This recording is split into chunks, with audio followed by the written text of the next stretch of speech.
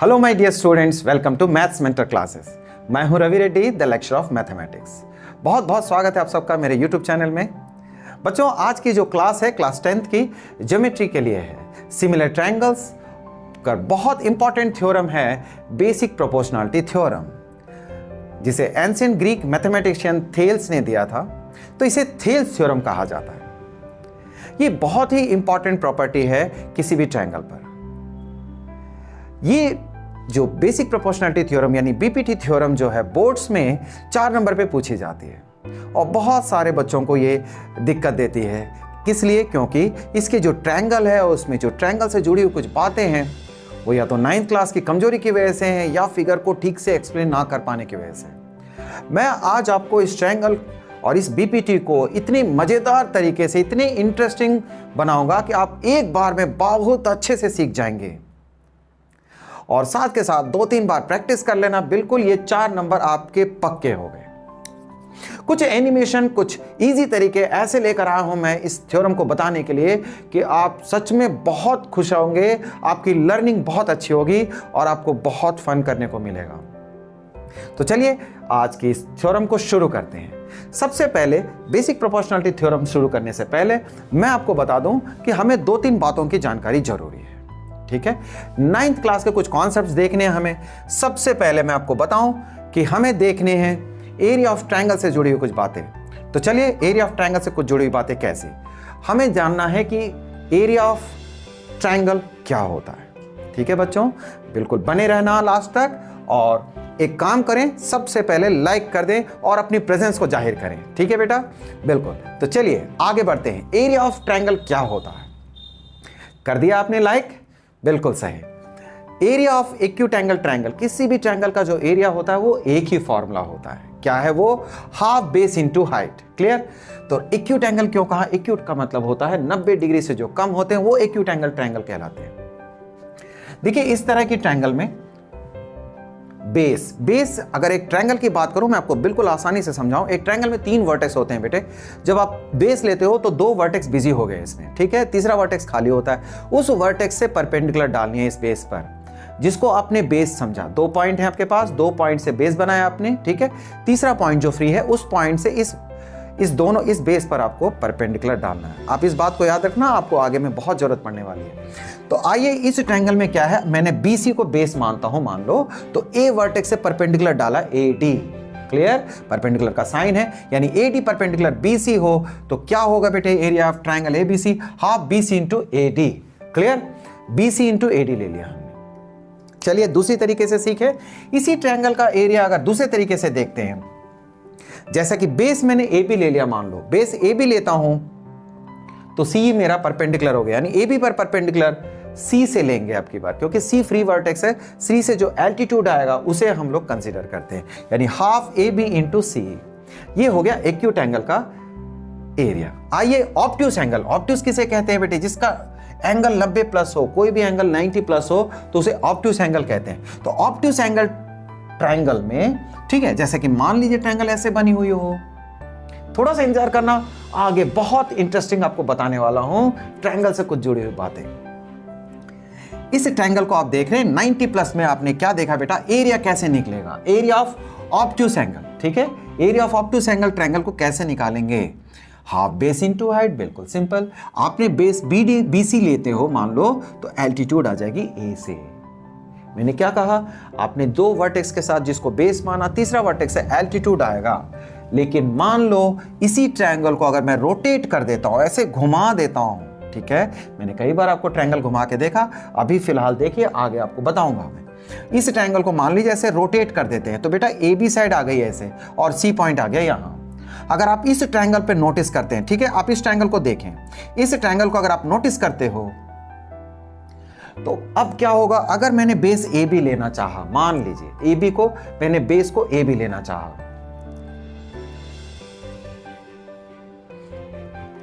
तो बेस को AB लेना चाहता हूं तो एल्टीट्यूड कहां से आएगी? C पॉइंट से आएगी। एग्री? मैंने कहा 2 पॉइंट बिजी होते हैं, तीसरे पॉइंट से एल्टीट्यूड। तो बेटा जो तीसरी पॉइंट से जो एल्टीट्यूड आएगा वो कैसे आएगा? इस तरह से कैसे आ सकता है? देखिए, ये 90 डिग्री तो नहीं बन सकती ना, 90 नहीं बनेगी। यदि ये 90 नहीं बनती तो ये हमारे काम का नहीं है। यानी एल्टीट्यूड ऐसे नहीं लेंगे, ये रहा ए बी साइड को एक्सटेंड करना बेटे, सी पॉइंट से वर्टिकल लाइन नीचे आएगी, वर्टिकल, एल्टीट्यूड हमेशा वर्टिकल होती है, तो वर्टिकल लाइन जो आई, आप देखिए ये परपेंडिकुलर लाइन है ए बी साइड के डायरेक्शन पर। क्या कहा मैंने? डायरेक्शन बेटा, दिशा, ए बी की दिशा में, ए बी की दिशा में आगे तो नहीं जाएंगे, हम पीछे लौट रहे हैं, पीछे आने पर यही परपेंडिकुलर है। आपने क्या देखा? आपने देखा कि ए परपेंडिकुलर, ठीक है, सॉरी आपने देखा बेटा सी जो है वो परपेंडिकुलर है किस पर? ए बी साइड पर। Yes, A B side, A B को आगे बढ़ाते हैं तो सी जो है वो ए बी पर परपेंडिकुलर आ गया। तो क्या होगा एरिया मेरा? Area is equal to half A B into में सी आ जाएगा। ठीक है, आप इस बात को ध्यान रखिए, इस थ्योरम में इन चीजों की जरूरत पड़ने वाली है। यानी ऑब्ट्यूज एंगल ट्रायंगल हो, तो अगर हम बेस इसको इस तरह के बेस को लेंगे तो एल्टीट्यूड मेरा ट्रायंगल से बाहर होता है।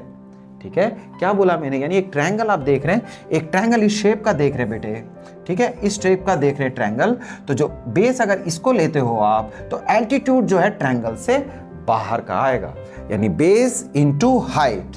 क्लियर? बहुत अच्छी बात। तो चलिए आगे बढ़ते हैं हम लोग एक नई जानकारी को देखने के लिए। क्लास 9th में आपने देखा इसे, एरिया ऑफ ट्रायंगल्स, ठीक है, area of triangles with same base and between same parallel lines are equal. दो पैरेलल लाइन हो, दो पैरेलल लाइन के बीच में 2 या 3 ट्रायंगल का एरिया सेम हो सकता है, लेकिन तब जब उसका बेस कॉमन हो। क्या है बेटा? बेस कॉमन का कैसे, क्या मतलब है? आप देखिए L और M दो पैरेलल लाइंस हैं, L parallel M, triangle ABC और ट्रायंगल ABD। क्लियर? ठीक है, ट्रायंगल ABC और ट्रायंगल ABD, ये दो ट्रायंगल को डिस्कस कर रहे हैं। ABC और ADB ये दो ट्रायंगल हैं, ये दोनों ट्रायंगल का बेस कॉमन है। ठीक है, are on the same base AB, base same है इनका, और बिटवीन सेम पैरेलल्स, दोनों का जो ट्रायंगल है वो दो पैरेलल्स के बीच में है। तो ऐसे जब भी ट्रायंगल मिले आपको, यानी बेस कॉमन हो और दो पैरेलल्स के बीच में हो, तो उनका एरिया सेम होता है। Area of ABC is equals to area of ADB। मैंने दो अलग अलग कलर से दोनों ट्रायंगल बनाए, आप देख रहे होंगे। क्लास 9th में आपको इस तरह के बहुत सारे क्वेश्चंस करने थे ज्योमेट्री में। 9th में आपने ज्योमेट्री अच्छी पढ़ी होगी, नहीं पढ़ी है तो कोई बात नहीं है, मैं आपको जो भी कॉन्सेप्ट की जरूरत पड़ेगी उसका बैकग्राउंड सहित बताऊंगा। तो आपने देखा, मैंने आपको 2 बातें बताई कि ऑब्ट्यूज एंगल का ट्रायंगल का एरिया कैसे निकालते हैं। ठीक है, और फिर हमने देखा कि अगर दो पैरेलल्स हों और विद कॉमन बेस दो ट्रायंगल अगर उनके बीच में है तो उन दोनों का एरिया सेम होता है। तो ये कॉन्सेप्ट की जरूरत हमें पीपीटी थ्योरम को पढ़ने के लिए जरूरत पड़ेगी। तो बच्चों, हमने देखा कि इस तरह से ये 2 टॉपिक हमारे को कैसे जानने को मिले। आइए हम लोग बेसिक प्रोपोर्शनैलिटी थ्योरम में वापस चलते हैं और इसकी स्टेटमेंट को गौर करेंगे। ठीक है, देखते हैं क्या कहता है basic proportionality theorem, BPT. Thales theorem ने क्या कहा? If a line is drawn, ठीक है, हम लोग आगे बढ़ते हैं थेल्स थ्योरम में। A line is drawn parallel to one side of a triangle, ठीक, a line is drawn parallel to one side of a triangle to intersect the other 2 sides in distinct points। ध्यान देना बेटा, ये एक statement है Thales theorem की। कहता है कि कोई भी लाइन, जैसा कि मैं बताऊं आपको, एक ट्रायंगल लिया हमने, ठीक है, ये ट्रायंगल है मेरी, इस ट्रायंगल पर कोई भी लाइन हो, ठीक है, कोई भी line, a line drawn parallel to one side, मान लीजिए ये साइड है, इसके पैरेलल मैंने एक लाइन ड्रॉ कर दिया जो कि 2 पॉइंट पर इंटरसेक्ट करता है। देखिए यहां और यहां इंटरसेक्ट करता है। एग्री? बहुत बढ़िया। क्या कहता है? A line is parallel to one side of a triangle to intersect the other 2 sides in 2 distinct points. 2 different points का मतलब यहां और यहां, इस तरह से ये इंटरसेक्ट करता है। क्लियर? इंटरसेक्ट करता है तो the other 2 sides are divided in same ratio। ये दोनों साइड जो हैं वो इक्वल रेशियो में डिवाइड होते हैं। ये किस रेशियो की बात कर रहा है? ये A, ये B, ठीक है, और ये C और ये D। मान लीजिए ये पार्ट्स हैं, ये A पार्ट है, ये B पार्ट है, C पार्ट है, D पार्ट है। तो कहता है कि A by B is equals to C by D, ये कहता है। आई बात आपको समझ में? थेल्स थ्योरम ने क्या कहा? थेल्स ने कहा है कि अगर कोई भी ट्रायंगल हो, उसमें कोई लाइन ऐसी जो किसी साइड के पैरेलल चलती हो और बाकी दो साइड पर इंटरसेक्ट करती है अलग अलग पॉइंट पे, तो मैंने कहा ये लाइन है मेरी, इस साइड के पैरेलल चल रही है और इन दोनों पॉइंट्स पर इंटरसेक्ट करती है। तो अदर टू साइड्स, कौन सी? ये वाली, other two sides divided in same ratio, ये कहा है इसने।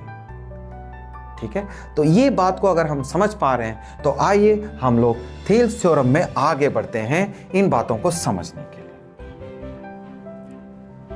थेल्स थ्योरम, थेल्स थ्योरम में यही बात कही गई है कि एक ट्रायंगल ABC है जिसमें हम लोग लिखेंगे गिवन से शुरू करता हूं मैं। ठीक है, सबसे पहले गिवन लिखूंगा। गिवन क्या है? गिवन है, given in A triangle ABC, in triangle ABC, ठीक है, इस ट्रायंगल ABC में हमें दे रखा है कि DE parallel to BC, DE parallel to BC। If, इस बात को लिखें, if DE parallel to BC then we have to prove, then we have to prove. क्या प्रूव करना है बच्चों?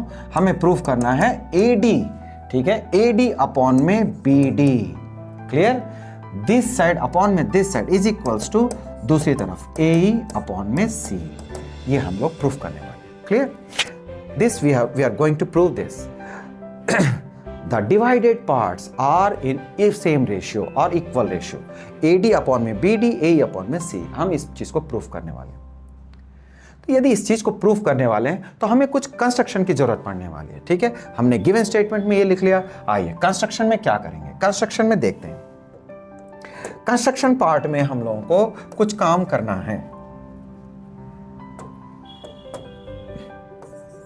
कंस्ट्रक्शन,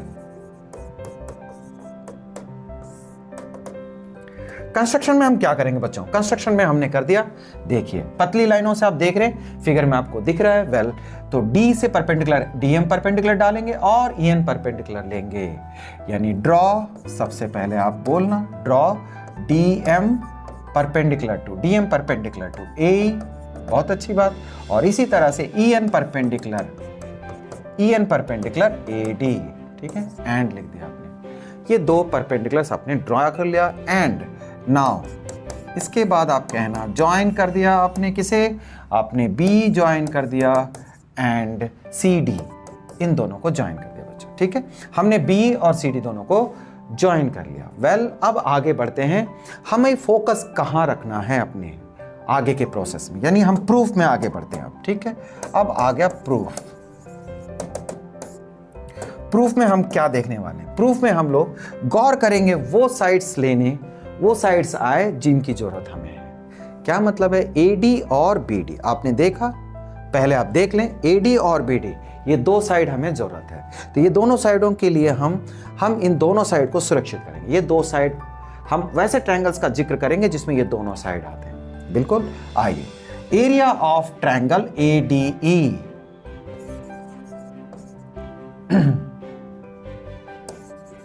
एरिया ट्रायंगल ADE क्या होगा बेटे? Half base into height. ठीक है, ये होता है हाफ बेस इनटू हाइट। तो यहां हम क्या लिखेंगे? हाफ बेस क्या लेने वाले हैं? AD साइड लूंगा।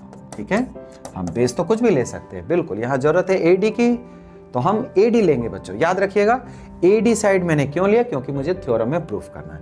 AD साइड लेता हूं तो एल्टीट्यूड मेरी फिर फिक्स हो जाएगी, क्योंकि ADE में AD बंद गया।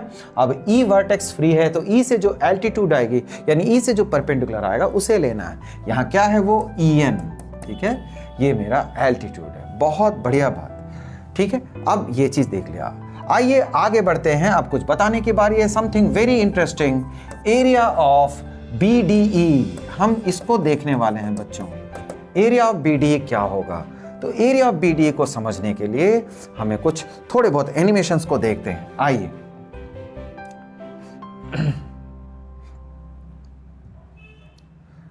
आइए, ये रहा एरिया ऑफ BDE।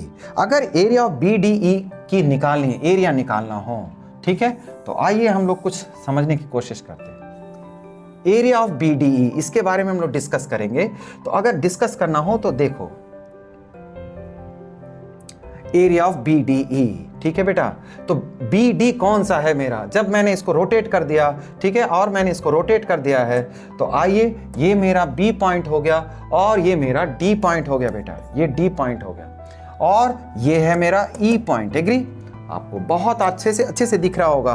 देखिए ये चीज़ है बी डी ई, ठीक है, ये बी डी मैंने वहाँ से काट के निकाल दिया। बिल्कुल बढ़िया, बहुत इंटरेस्टिंग लगेगा आपको, बहुत ही मज़ेदार।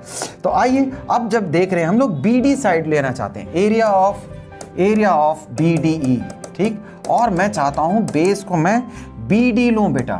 अगर मैं बेस को बी डी लूंगा, अभी हम बहुत अच्छे से पक्के हो गए, क्लास 9th को पढ़ के आए हैं, ठीक है, और अभी हमने रिवीजन भी की।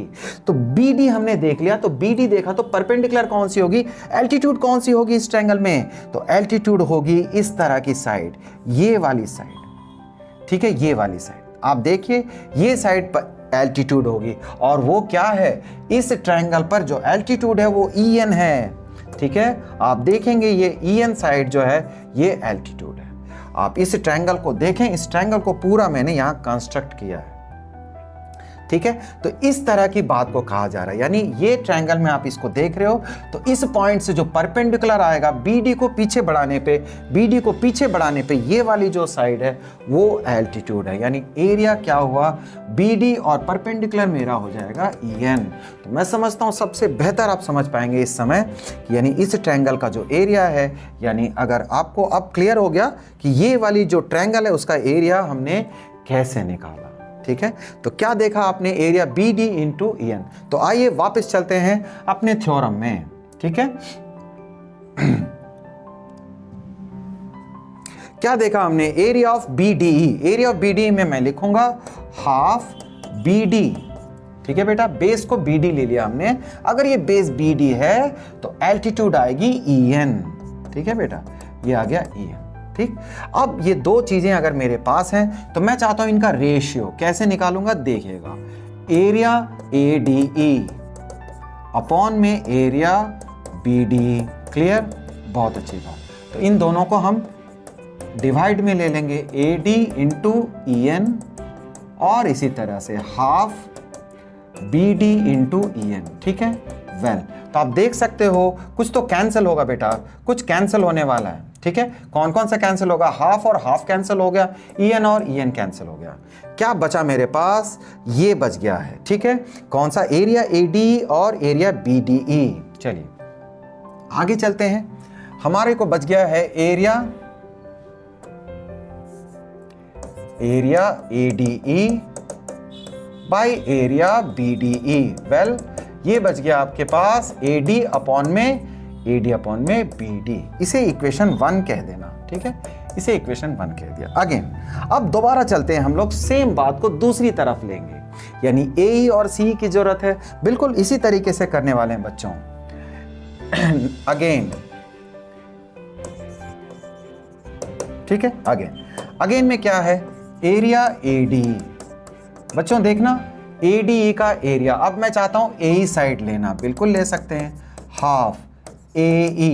अगर मैं AE साइड लेता हूं तो एल्टीट्यूड कौन सी होगी बताइए, ADE में AE 2 पॉइंट से मेरा बेस बन गया, तो तीसरा पॉइंट D से जो परपेंडिकुलर होगी, बहुत सिंपल, DM हो गया परपेंडिकुलर। क्लियर, तो ये ट्रायंगल का एरिया दूसरी बार निकल गया हमारा, इसी ट्रायंगल का एरिया दूसरी तरह से निकालें।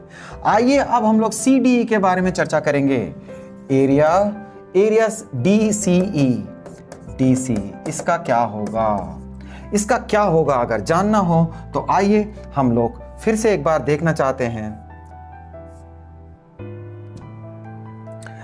हम लोग DCE का एरिया को जानना चाहते हैं। ठीक है बेटा, तो DCE का एरिया जानना हो तो आइए इस तरीके से हम लोग इसको देखते हैं।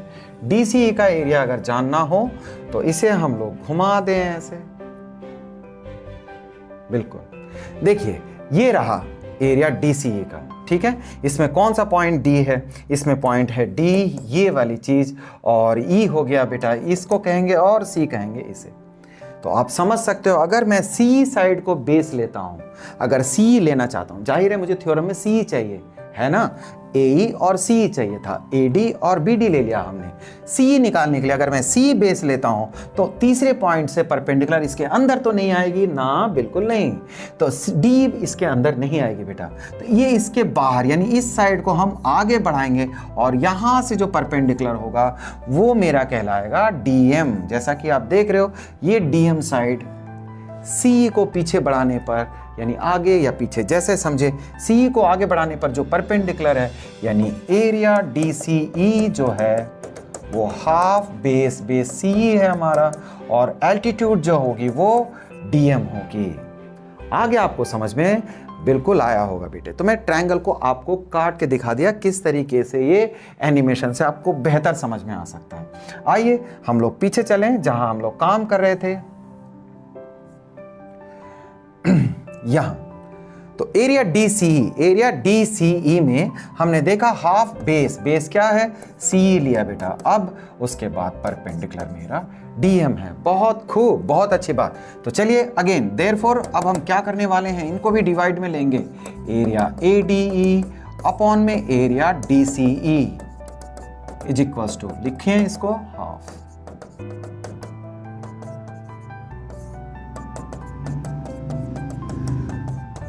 बहुत बढ़िया, देखिए ये चीज हमने कर दिया डिवीजन। अब जो है ये कैंसिलेशन हो जाएगा, हाफ का हाफ से कैंसिल, DM का DM से कैंसिल हो गया। क्या बचा बेटा, AE बाई CE बच गया आपके पास बचा बच्चों AE बाई CE, यानी कि एरिया ADE अपॉन में area DCE is equals to AE upon में CE। एग्री, ये बच गया और इसे आप इक्वेशन 2 कहने वाले हैं। ठीक है, इक्वेशन 2 कहोगे। ये रहा इक्वेशन 2। ठीक है, तो अब जरा से कुछ एनालिसिस करें। आप देखें जरा किन बातों पे हम गौर करना चाहते हैं। ठीक है, कौन सी बात है बेटा, एरिया ADE और एरिया AD ये दोनों तो सेम है यहाँ ना, एरिया AD और एरिया AD सेम है। अब बात रह गई BDE की, BDE और DCE।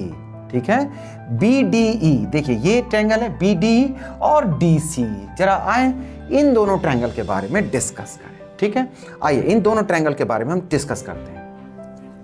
कैसे डिस्कस करेंगे बच्चों, ठीक है, आइए देखिए इन दोनों ट्रायंगल के बारे में डिस्कस कर लेते हैं हम लोग। तो इस ट्रायंगल में हम लोग अगर नोटिस करें, ठीक, आइए जैसे कि मैं आपको बताऊं, अगर इस ट्रायंगल में अगर हम लोग को डिस्कस करना हो,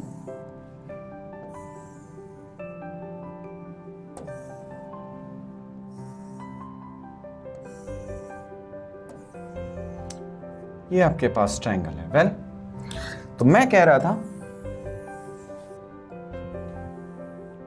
अब देखिए आपके पास, ठीक है, ये रहा DE। ठीक, नाम तो दिख ही सकते हो आप, DE है ये और ये BC है।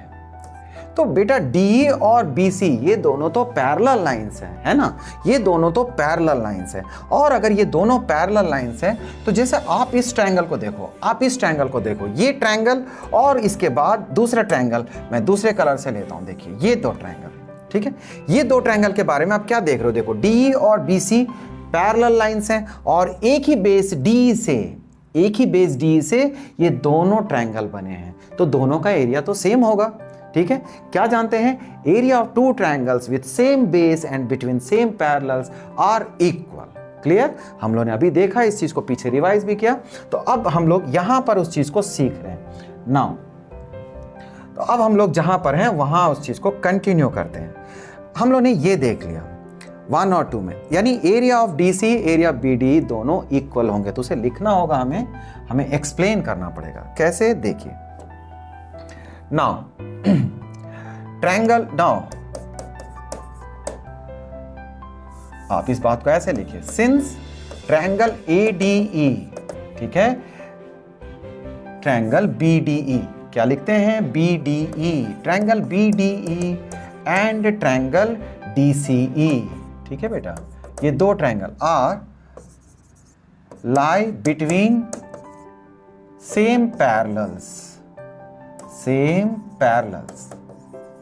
पैरेलल कौन से, D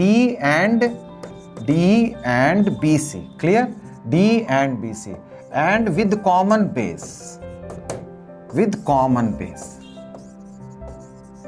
सेम बेस कहने का सेंस, बेस कौन सा है, डी ही बेस है मेरा। यानी ये ट्रायंगल और ये ट्रायंगल, ये दोनों ट्रायंगल सेम बेस डी से दो पैरेलल के बीच में है। देयरफॉर वी कैन से, हम इस बात को कह सकते हैं, therefore area of BDE is equals to area of DCE। ये दोनों एरिया सेम हो जाएंगे बेटे। और अगर ये दोनों एरिया सेम हो गए तो पीछे आइए, एरिया ऑफ DC और एरिया ऑफ BD दोनों सेम हो गए बच्चे, ठीक है। तो क्या आपने देखा, एरिया ऑफ BD और एरिया ऑफ AC। तो आइए मैं उसी बात को यहां लिख देता हूं एक बार फिर से, ठीक है। नाउ हम लोग ने क्या देखा उस बात को यहां पर रिपीट कर देता हूं। फ्रॉम वन, ठीक है, इसे आप 3 कहना, ठीक है, फ्रॉम 3 कहना। 3 कहने से क्या मिलने वाला है, फ्रॉम 1 आपने कहा एरिया, फ्रॉम 1 कहा आपने ADE by BDE, ADE by BDE, ठीक है। आपने कहा AD by BD, agree, okay. अब आपने कहा फ्रॉम 2 में एरिया ADE बाई एरिया। अब BDE के बदले में मैं क्या लिखने वाला हूं यहां, एरिया ऑफ DC। देखिए एरिया ऑफ DC लिखा हुआ ना यहां, एरिया ऑफ DCE को मैं रिप्लेस कर दूंगा एरिया ऑफ DCE से, एरिया ऑफ DCE को, यानी एरिया ऑफ DCE को एरिया ऑफ BDE लिख दे दूंगा, BDE। और यहां क्या आएगा, AE अपॉन में CE, ठीक है। ये यूजिंग, आप नीचे जरूर लिखना इस बात को, ठीक है। आप क्या लिखोगे, जरूर लिखना इस चीज को, यूजिंग 3 in 2। आपने इसमें 3 को इस्तेमाल किया, यानी एरिया ऑफ DCE को एरिया ऑफ BD से रिप्लेस कर दिया। तो बच्चों आप देखिए आपके पास आपको क्या मिला है, ठीक है। आप देखिए area ADE, area BD, agree, area ADE, एरिया BDE। इन दोनों को देखते हुए AD by BD AE by CE आ रहा है। तो इसका LHS दोनों सेम है। तो आप दोनों स्टेटमेंट को, यानी इस बात को आप बहुत अच्छे से कह सकते हो कि आप क्या कह सकते हो, देखिए आप कहना इस बात को पीछे, ठीक है। आप इस बात को कह सकते हो कि ये दोनों LHS सेम है, ठीक है। Therefore we can say from about two statements, ठीक है। इन दोनों स्टेटमेंट्स को मिला के आप कह सकते हो AD by BD is equals to AE by C। मैं आपको पीछे थोड़ा सा बताना चाहता हूं एक बार फिर से अपनी तसल्ली के लिए बच्चों, बिल्कुल हम लोग कॉम्प्रोमाइज नहीं करेंगे। हमने निकाले एरिया BD, एरिया DC, दोनों से सेम कर दिया हमने, ठीक। मैं कह रहा हूं फ्रॉम 2 में, 2 कौन सी स्टेटमेंट है, 2 स्टेटमेंट ये वाली है। इक्वेशन 2 में मैंने DCE, एरिया ऑफ DCE को रिप्लेस कर दिया, एरिया ऑफ DCE। देखिए area of DCE is equals to area of BD। मैंने DCE के जगह में BD लिखा है यूजिंग 3, यानी इस स्टेटमेंट को इस्तेमाल किया मैंने इक्वेशन 2 में। तो आप देख रहे हो ये दोनों स्टेटमेंट सेम है। तो ये दोनों statement AD by BD is equals to AE by CE हमने गेट कर लिया बच्चों। दिस मेक प्रूव्ड, ये स्टेटमेंट प्रूव हो गई। इसी के साथ एक कॉर्लरी भी लगी रहती है, कॉर्लरी, ठीक है। कॉर्लरी में स्टेटमेंट जस्ट बता देता हूं आपको BPT का, ठीक है। कॉर्लरी यानी मिनी स्टेटमेंट कह सकते हैं।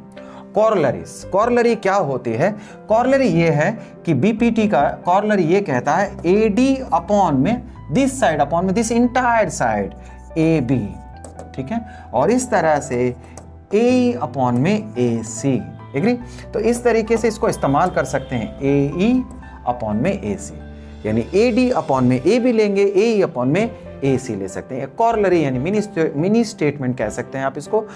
BPT का ही एक्सटेंशन है, कई जगह BPT के बदले में इसको इस्तेमाल करते हैं क्वेश्चनों में। तो बच्चों इस तरीके से हम लोगों ने बिल्कुल क्लियर कर लिया सारी बातों को। सबसे पहले हमने देखिए कैसे कैसे चीज़ों को हमने देखा है, आप देख सकते हैं। हम लोग ने सबसे पहले स्टेटमेंट को समझा, गिवन स्टेटमेंट क्या थी, हमने गिवन स्टेटमेंट को लिखा और हमें क्या प्रूफ करना था ये हमने देखा। और इसके बाद आगे बढ़ते हुए कंस्ट्रक्शन लिया बेटे। कंस्ट्रक्शन को जोड़ने के बाद, जिसको हल्के लाइन से कंस्ट्रक्शन बताया मैंने, रिकैप हमेशा कराता हूं, एक बार रिकैप देखिए। प्रूफ में हमने ट्रायंगल का एरिया लिया, पहले इस ट्रायंगल का एरिया फिर इस ट्रायंगल का एरिया, ऑब्ट्यूस एंगल के बारे में पहले समझा दिया मैंने। फिर इसके बाद इसी तरह से फिर इस ट्रायंगल का एरिया फिर इस ट्रायंगल का एरिया लिया DCA का। तो इस तरीके से ये चीज़ भी प्रूफ हुई हमारी। फिर हमने 1 और 2 के हेल्प से हमने अपने स्टेटमेंट को प्रूफ कर दिया बच्चों, ठीक है। तो इस तरह से BPT प्रूव हो गई। उम्मीद करता हूँ आपको ये चीज़ समझ में आई होगी, अच्छा लगा होगा। एनिमेशन का जो मेथड है, जो टेक्निक है मैंने अप्लाई किया, ऑफ कोर्स टेक्नोलॉजी से बहुत कुछ सीखा जा सकता है, इसका उचित प्रयोग होना बहुत ज़रूरी है। तो उम्मीद करता हूँ कि आपको अच्छी लर्न हुई होगी। थोड़ी प्रैक्टिस करना, और अच्छी लगती है तो शेयर ज़रूर करना बेटा, अपने फ्रेंड सर्कल में, अपने स्कूल के दोस्तों में ज़रूर शेयर करना इसे। चैनल में नए हो तो सब्सक्राइब करो भाई, और क्या सोचना है इसमें, है ना। चैनल में नए हो तो सब्सक्राइब करें, नॉलेज बढ़ाने की चीज़ें खूब शेयर करें इसे, और अच्छे लगते हो तो एक बढ़िया सा कमेंट जरूर लिख के देखें। तो मैं अगले लेसन में आपको BPT का कन्वर्स और पाइथागोरस कराऊंगा, तो जरूर देखना उसे, और इसके लिए थोड़ी सी प्रैक्टिस कर ले। तो अगली वीडियो में फिर मिलते हैं आपके साथ। तब तक के लिए आप अच्छे से प्रैक्टिस करें, अपना ध्यान रखें और खूब कॉन्फिडेंट रहें, और कॉन्फिडेंट रहने के लिए खूब अच्छे से पढ़ाई करें। ऑल द बेस्ट बच्चों।